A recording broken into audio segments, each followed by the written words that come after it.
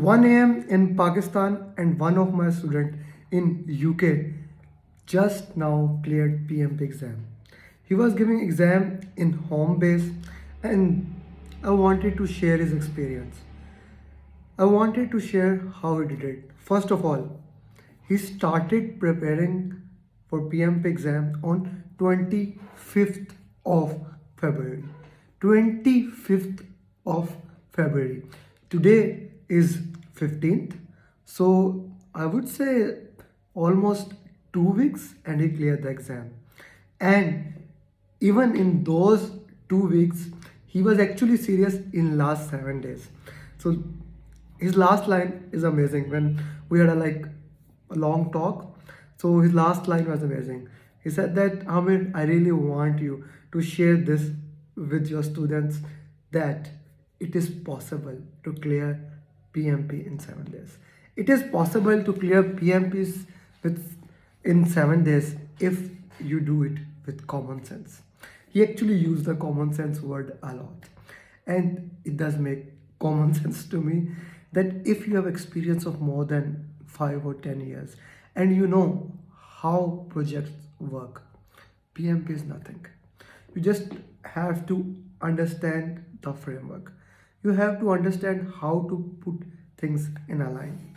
So there are three domains: process, business environment, and people, and arrange it. Let's go and let me share his lessons with you. So lesson number one, and the most important lesson, he gave the exam in home. According to him, his exam was tougher than what he has expected previously. So he has scheduled a break one. Of course, he took 10-minute break. He went to washroom and all those things. And he said that that break made all the difference in the world. His progress up on question number 60 and on question number 61, because of that 10-minute break, was entirely different. He was fresh, he was rejuvenated, and he actually performed very well. So tip number one for everyone: do take the break. And second one, it's very interesting now.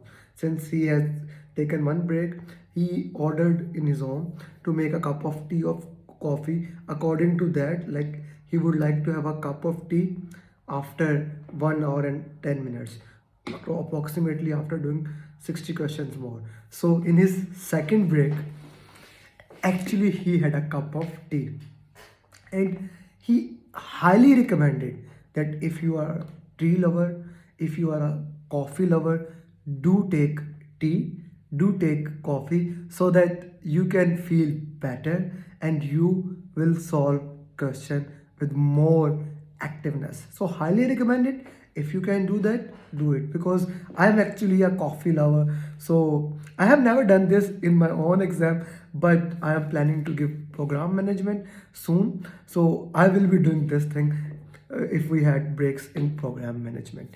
Then coming back to the questions, so 60 questions, he had a lot of match the columns, mix and match questions, almost 18 to 20 questions in all 180 questions. And those questions were straightforward, very simple.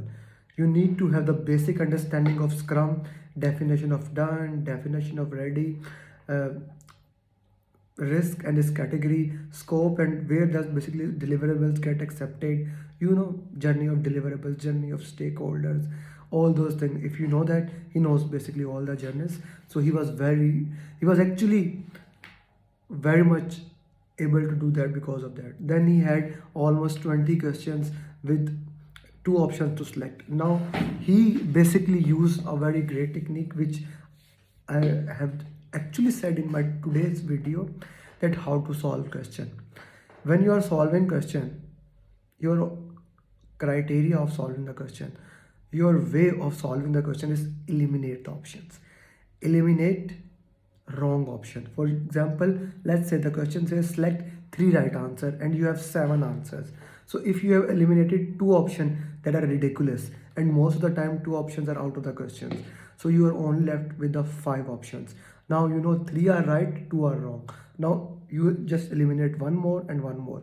So in other words, eliminate the wrong answer, and whatever the remaining will be the right answer. So work it other way. That's how he did in the 20th questions.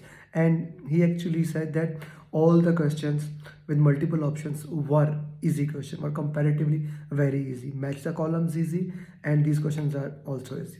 Then he had few questions from Lean. He had one question on Scrum, one question on SAFe and the methodology of the SAFe, then one question on Crystal, basically understanding when to use crystal clear. Like if your team members are 1 to 5, you use crystal clear. If your team members are 5 to 100 or 500, you use a red crystal, and like that. So what is Lean? He had a question on that. Then of course, understanding what is Scrum, understanding what is Agile, and most of the time all the scenario questions. So in this way the PMP exam was tackling it. A lot of questions from Agile and Hybrid. I am receiving this feedback again and again. PMP initially in the start of January were more towards Agile. Then it it went more towards predictive in mid of February. Now the trend of PMP that can change again is more towards Agile, Hybrid, and predictive. So you can have like 60% hybrid Agile and 40% predictive, and it does make sense. 42% of the exam will be 42% of the exam will be from people. And what is people? People is all about team and all those things. So stakeholder communication and resource. So those areas seems like Agile. So understand that. So and 50% process, in that 50% you have predictive and hybrid, and then 8% business environment. A very good trick basically he has made. So trick number one is that whenever a question of communication come, whenever an issue of communication come, that there's an issue of communication, of lack of communication, whatever the issue of communication is there, and particularly if the question is Agile, directly the answer is co-location. Go to the co-location and 90% this will be the right answer.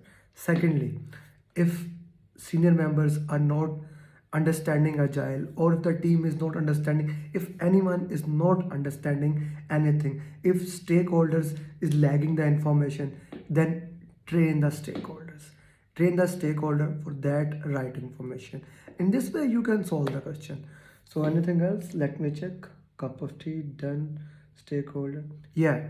So no math question as such. He had a question regarding SPI, CPI, but that were more of a distractor. So a very important thing about that is exam was tougher than Prepcast. His exact words were, I don't know why people are saying that Prepcast exams are tough. This exam was tougher than Prepcast. So that's his point of view. That's his review. Some students have said Prepcast is easy, and so on. So with this knowledge, with this methodology, I hope you can clear your exam. And if you clear your exam, do share me your journey.